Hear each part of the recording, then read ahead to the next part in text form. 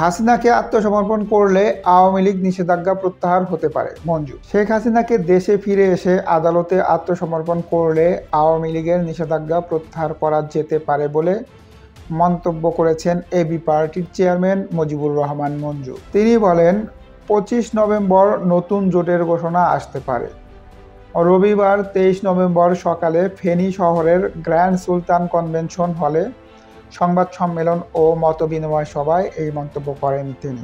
এই মতবিনিময় সভার মাধ্যমে নির্বাচনী প্রচারণার কার্যক্রম শুরু করেন তিনি। এর মধ্যে ফেনী সদর উপজেলা জুড়ে মঞ্জুর ব্যানার পোস্টার লাগানো শুরু হয়েছে।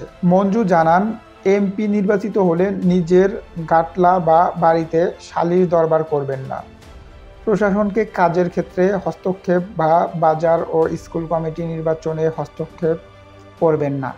পাশাপাশি ডিসি সহ সব সরকারি দপ্তর সৎ ও যোগ্য কর্মকর্তা বাছাইয়ের চেষ্টা, সরকারি দপ্তরে কাজের জবাবদিহি নিশ্চিত করা, সরকারি বরাদ্দের তথ্য জনগণের জন্য উন্মুক্ত করে দেওয়ার প্রতিশ্রুতি দেন তিনি। ফেনী মেডিকেল কলেজ, বিশ্ববিদ্যালয় ও সেনা ব্রিগেড স্থাপনে উপযুক্ত জায়গা দেখিয়ে দেওয়ার আহ্বান জানিয়ে তিনি বলেন, এজন্য যা করা দরকার তা করবেন।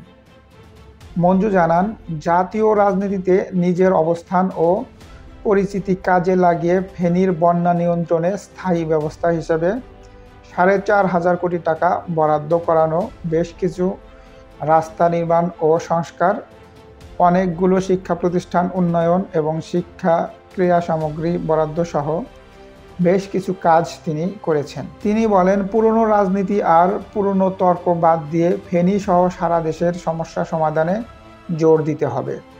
খারাপ লোককে নির্বাচিত করলে পরিণতি আরও খারাপ হবে।